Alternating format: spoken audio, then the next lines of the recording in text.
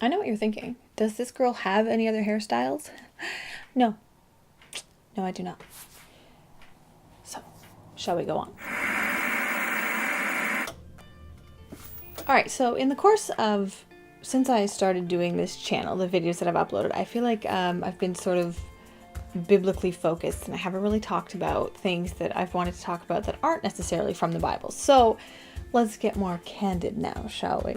Do me a favor and imagine for a minute that Jesus never came, that he never existed, that there was no such person as Jesus. He was never the Son of God. He never came to earth. There's no story like that, okay? There's just God. And the God of the Old Testament is the God that we know now. Sure, we still have church, but there's no crosses on the steeple. There's no crosses anywhere, because the cross is not something that we know in a good way. And imagine that since Jesus didn't come, we actually have no plan of salvation. There's no way for us to get to heaven. So, except for the Old Testament way, which is sacrifices and trying to please God with atonement. But towards the end of the Old Testament, God kind of switches it up and he says, I don't want your sacrifices anymore. They don't mean anything to me. So now we're not, Jesus isn't in this. Now we know that what God wants from us is blood. It is exactly what he wanted from Jesus, but he wants from us. He wants blood. He wants atonement for what we've done. And the only way to do that is to go through crucifixion. That is what God wants from us. That's how we can please him and spend eternity with him. So imagining that that's what he wants from you, now imagine that tomorrow, Monday afternoon, 12 o'clock, you are going to be arrested and hung on a cross. Now, I mean, obviously, crucifixion isn't something that happens now. I hope it's not something that happens where you live. It's something that, we know about from the past, but imagine that it is still something that happens now. That's, the capital punishment of the day. And God tells you, okay, so tomorrow at noon, you are going to be arrested by these people, and they are going to nail you to a cross. You will die there, and that will atone for all that you've done against me. And then you'll be welcomed into heaven for eternity. What would you do? I think for me, just thinking about that, just imagining tomorrow at noon. So that's like 12 hours from now. What time is it? Okay, that's 16 hours from right now that I would be nailed to a cross and left to die for however many hours. I mean, the fact is very few people died as quickly as Jesus did in reality. So it would probably be a day or two where you were just hanging there, slowly dying in the worst possible pain. And we're not even saying that we're going to be treated as badly as Jesus. We're not going to be beaten and whipped and everything that happened to him. It's not going to happen. We're just going to be crucified, and that's going to appease God, and we'll be heaven bound finally.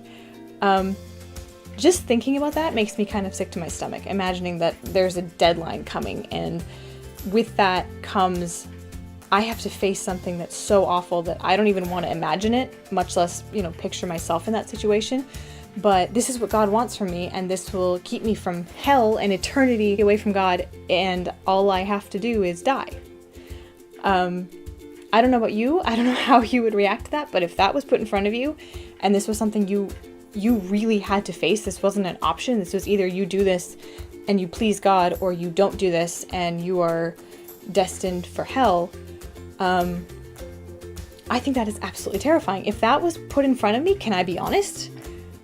I don't know what I do. I mean, I'm fairly certain that I would say, I can't do that. I can't actually imagine myself walking up to a cross and being like, yeah, okay, let's do this, because it'll please God, because it's what God wants from me. I can't say I would do that, and maybe that makes me a horrible Christian, but in truth, I don't know if any of us could say that. Yeah, okay, God wants this from me, I'm gonna do it. That's what I need for an eternity of goodness, is to have like 2 days of horror, right? Sure, that evens out. I don't think any of us could say that. I think we would all say, yeah, I don't think I could do that.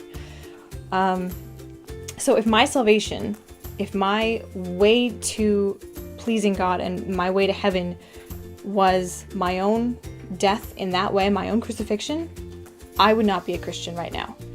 I would not go through with it. I can't, honestly, I'm being very honest with you. If in 16 hours I knew I had to die that way, I wouldn't do it. I don't think I could. Even wanting to please God as I do, I couldn't do it. And I mean, the mind-blowing thing, the thing that should really and truly blow our minds is that we don't have to make that decision because someone already did. Someone already faced that. There was a countdown. He had 16 hours left, and he was proverbially looking at his watch and thinking, okay, I am facing this now, and there's no way out of this. So it's either now or never. I think in the Garden of Gethsemane, we get to see that Jesus did not want to go through with this. He knew what was coming, not just the physical pain, but being completely abandoned by everyone, including his Father. He knew what was coming, and he still did it. I mean, he prayed the way that I would pray if I knew something like that was coming. But then I would have left off the, your will be done. I would have been, please find another way. I'm going to go run away before the soldiers come.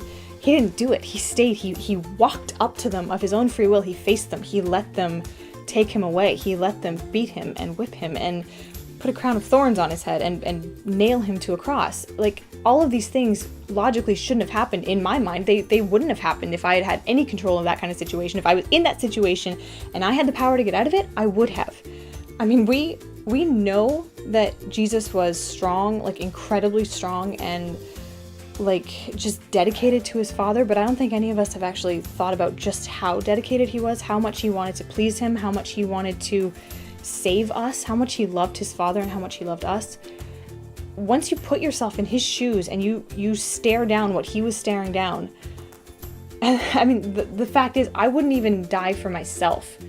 And he died for everyone, excluding himself. He didn't need to die. I mean, he didn't need to atone for anything. He hadn't done anything. So instead, he dies for me. He dies for you.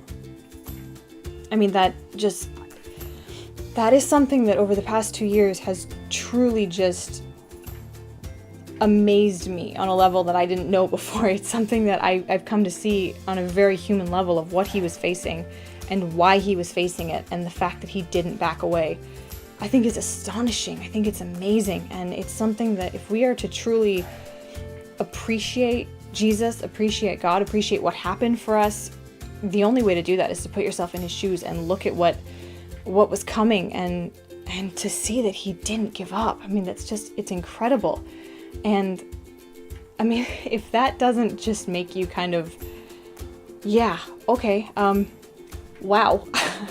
I don't know what will, because I think that's something that I keep coming back to. I've read the Gethsemane story over and over and over again in the past few years because it's amazing to me that he didn't give up when he should have, in my mind. And I mean, he did it for us. He did it for me.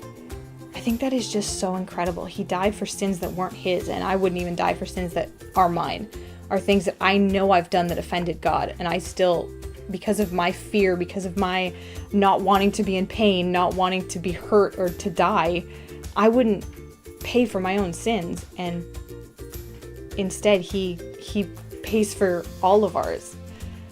I can't get it through my head, but like in the best possible way, because I never want to come to a place where I'm like, yeah, I get it. He died for me. Cool. Like that is so not the attitude we should have. We should be blown away by him. And I don't know, man. I hope that through this video, I hope you have come to see just how incredibly strong and determined he was. Like, you know, you watch things and you see movies and shows about these heroes and you hear about real life heroes and you can't help but be amazed by them. No one in the history of ever will surpass the type of hero that Jesus was. I mean, it's not a word we throw around for him, but he was the ultimate hero. He died saving others when he didn't have to. Hi. Okay. You're interrupting. Hi. Well, as I tend to my happy cat, I don't know if you can even hear me anymore. I'm gonna go tend to him, but maybe just read the Easter story again this week, and specifically Gethsemane, and just put yourself in Jesus' shoes And imagine what you would have done in this situation. I don't think any of us would have done what he did. You know, WWYD is nothing compared to what Jesus did. And if you're being slightly distracted by the cat right now, I'm sorry. He's taking away from the message of this video, but I hope it gets across. Be amazed by Jesus. He deserves it more than anyone. And just let that sink in this week. I think it deserves to. And I'll see you next week. There's a train interrupting me. Moving on.